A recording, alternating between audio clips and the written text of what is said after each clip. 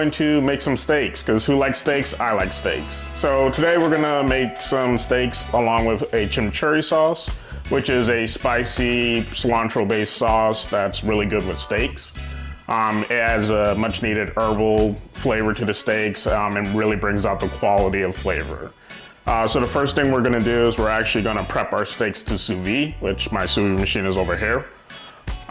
Sous vide is a way to make sure all the flavors of our thyme and our garlic, as well as our salt and pepper, kind of get all cooked with the steak as it gets brought up to a particular temperature. In this case, we're gonna make it medium rare, so I'm gonna sous vide them to about 125 to 130 internally. And then I'm gonna sear them off in a pan to show you how you can get a nice, good crust sear on the steaks. The reason why we sous vide them is so we can make sure that we have our perfect medium rare inside of our steaks. So the very first thing we're gonna do is we're going to season each of our steaks.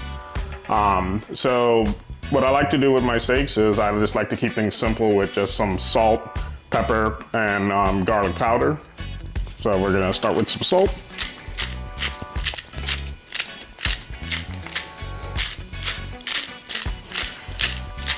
And I like to use freshly coarse salt, and I like to make sure the grains are nice and big so you can see how much salt you're putting on the steaks. Because we're doing a chimichurri sauce with our steaks, we're not going to over salt them. We're gonna try to go a little bit under. A, because it's health conscious. B, because our chimichurri sauce is gonna have salt in it, and we want it to be the driving factor for our flavor.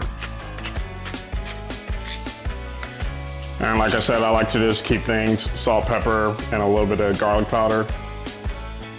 You'll be amazed to see how much those 3 little simple seasonings take the steak much farther.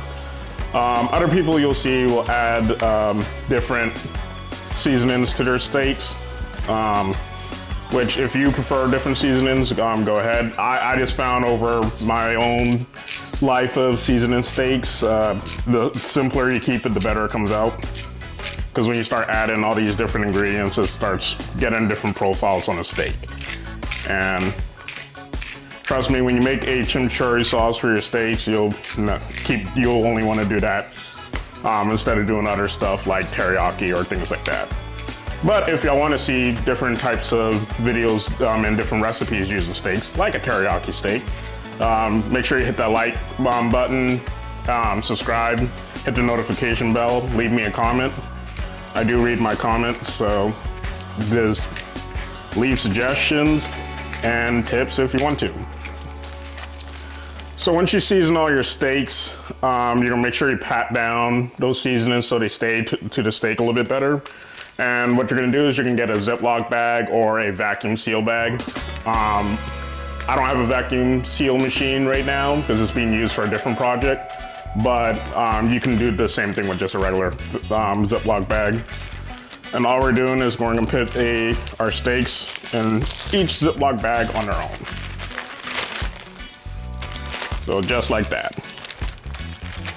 And what we're gonna do is we're gonna take a little bit of thyme, just regular fresh thyme, and we're gonna put it inside of our bag. Let's do one more. And we're gonna put 2 cloves of garlic inside. And then we're gonna seal it off, and we're gonna try to make sure as much of the air is out as possible. So we're gonna do these little folds on our steak. And we're gonna seal it, and it's gonna come out like that.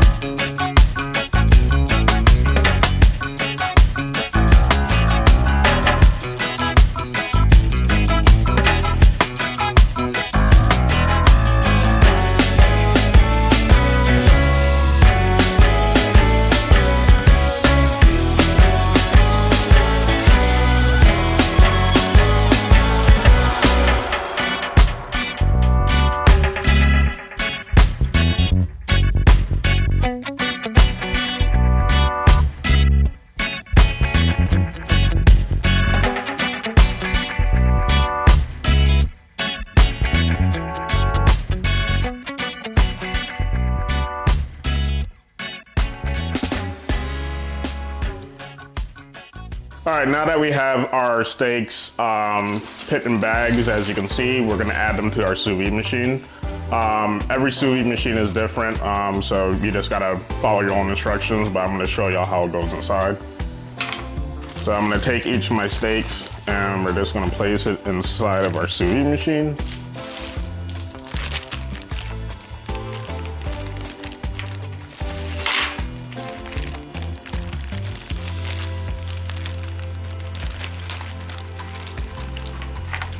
And this sous vide, the one I have, comes with a little grill to keep everything down as it cooks.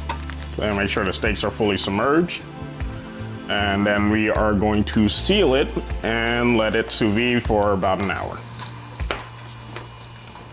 And when I come back, I will show y'all how to finish off the steaks as well as how to do the chimichurri sauce.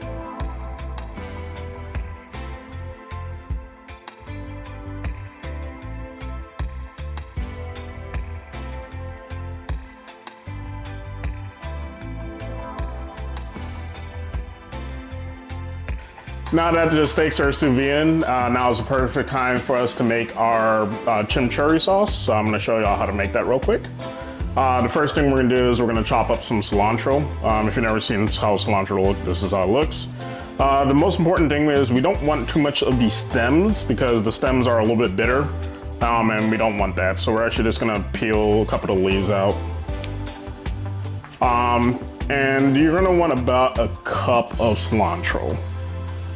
I'm gonna do a little bit less than a cup, just because I'm gonna show y'all how to make it. But yeah, at the end result, you want about a cup or as much as you want to use.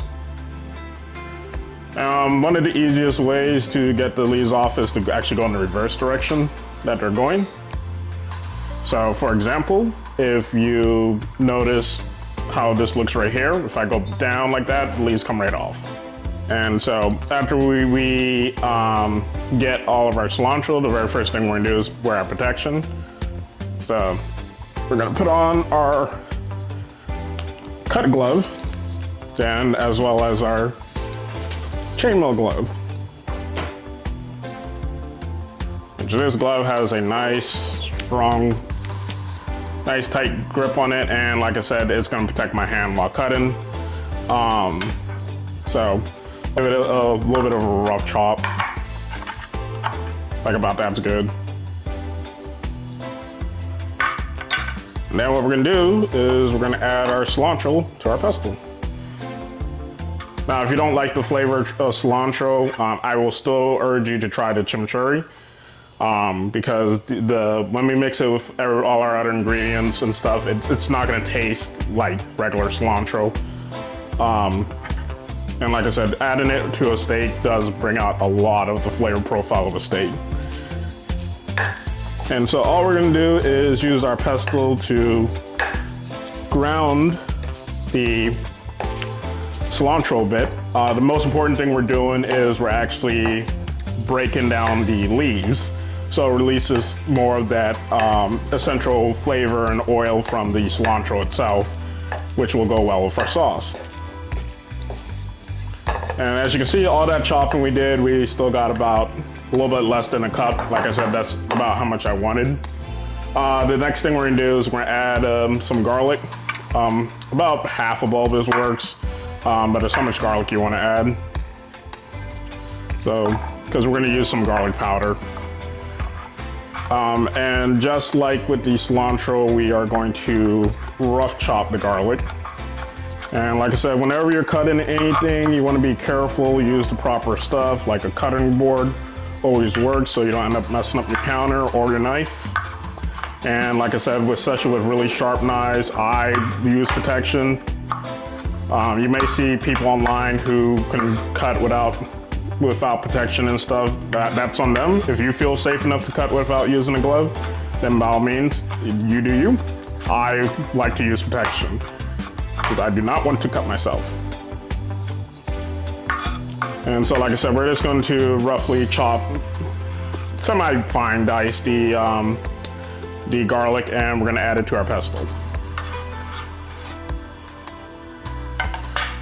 And once again, we're going to round it a little bit. Next thing we're gonna do is we're gonna add about half a shallot. If you don't have shallots, because I know they only grow in certain areas, you can just use a regular onion or a red onion. But the shallot is preferred because of the slightly sweeter taste that shallots have. And just like everything before it, we're going to chop it up. Now with the onion, we're gonna actually try to get it as fine as we can, just because you don't want to take whole bites of onion, only a little bit. But like I said, you cut it to the consistency you want it to be. Once we have it to about the consistency I want it to be, which is about that, we're gonna add it in.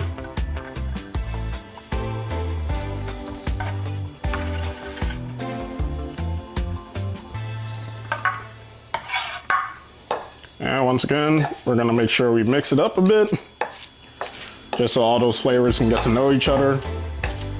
We're basically making a neighborhood of different flavors, and we want everyone to meet and greet, get to know each other, get ready for the cookout barbecue. Next, we're gonna add a jalapeno. I have 2 jalapenos here, so this really goes to your spice tolerance. If you want your chimichurri to be really spicy, go ahead and use both. If you are not wanting it to be that spicy, only use a half of it. If you're really afraid of spice, use a fourth of it. You control your own spice. I'm gonna use about 1 1/4 to start with, because I like spice, but I don't over like spice, and we want the seeds and everything. Now, whenever it comes to chopping peppers, you always want to make sure you wash your hands after you finish cutting them. Because the last thing you want to do is accidentally rub your eye or other parts of your body, and yeah, then you'll be feeling jalapeno spice all over yourself. Can't tell you the number of times as a kid I would mess with a pepper and then rub my eyeball, and then I wonder why my eye is burning. And like I said, we're gonna just take a small piece from this one, and we add it in. Next thing we're gonna do is we're going to zest our lime. So I have a little mini zester here, and all we're gonna do is we're gonna move our pestle up here, and we're gonna zest some of our lime, because we want that flavor of the lime to get in there, and zesting is one of the greatest ways to get extra flavors from fruits into whatever you're cooking. Whenever you're just zesting, you want to only get the green part of it, as you can see about there. You don't want to get too much of that white part, because the white is where it starts getting bitter, and you don't want the bitter flavor, you want the lime flavor. By the way, this is actually a homegrown lime. This is not a store-bought. I actually grew it outside. If y'all ever want to see a video about all of that, I can actually show you the different things I have growing, because my dad actually likes growing all his own vegetables and fruits. So I can show you how that looks. And as you can see, all our zest got trapped in this little thing. Next thing we're gonna do is we're then gonna juice the lime. So we're just gonna slice that in half. And as you can see, that's how you can tell it's not actually a store-bought, because look how good it came out. And it's gonna be nice and flavorful. And we're gonna put that into our juicer. And you can see how juicy these limes are. Like I said, all the difference it takes. All right, so now that we juiced our lime, on to the more simple things. We're gonna add a little bit of red wine vinegar, about 1/4 of a cup. I'm gonna do a little bit less, because I don't actually have my full cup that I would normally do with my cilantro. But again, you are free to add whatever you want. Again, it's all about what you like flavor-wise. You'll always see me measure things out and talk about measurements, but you'll always see me do different things, and that is because I know what I like and don't like. and what flavors I want and don't want. Next, we're gonna add some oil to make sure our chimichurri stays lubricated. I'm using extra virgin olive oil, which is probably the best to use. Next, we're gonna go in with a little bit of red pepper flakes. Maybe wondering, didn't we just add some habaneros? Why are we adding red pepper flakes? Because again, we want it spicy. But we don't want it like overly spicy, but we want the flavor. So about a tablespoon of red pepper flakes, about a tablespoon of onion powder.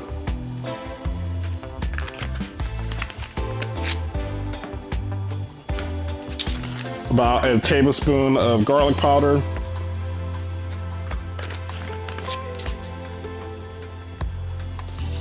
A tablespoon of ground black pepper, because again, I love the taste of black pepper. And we're gonna actually do this on its finest setting, because we want our pepper to be fine. And we're only gonna do about a teaspoon of salt. Again, we're gonna do it on the finest setting. We're doing a teaspoon because I'm on I like making my food very health conscious, and I don't want to oversalt anything. It's always easier to undersalt things than oversalt it. And all we're gonna do is bring everything together.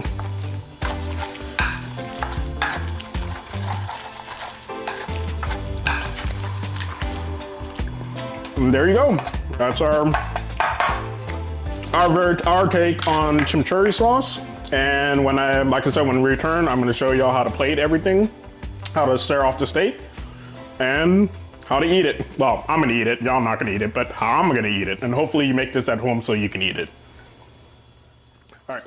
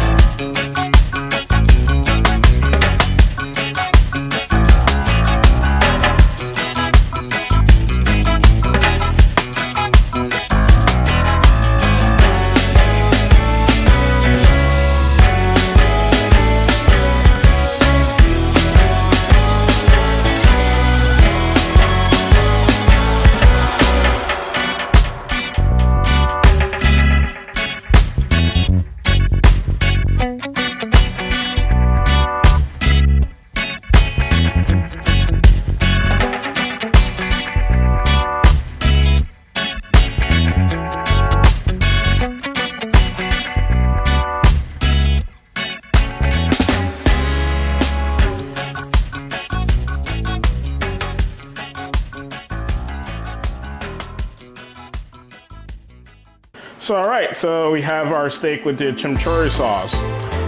As you can see, my steak came out closer to medium well. Unfortunately, it happens with cooking sometimes. But the really good thing is with the chimichurri sauce, it will still come out nice and flavorful, so you'll still get the full flavor effect. So I have my little piece of steak here, or I have some of the chimichurri on top, and I'm just gonna put a little bit of extra because I like it. And we're gonna go in for a taste test.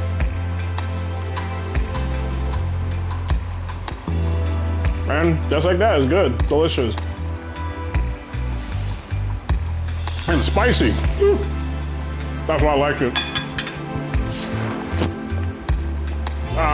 And what's really good is you can taste, like I said, you can taste all those seasonings.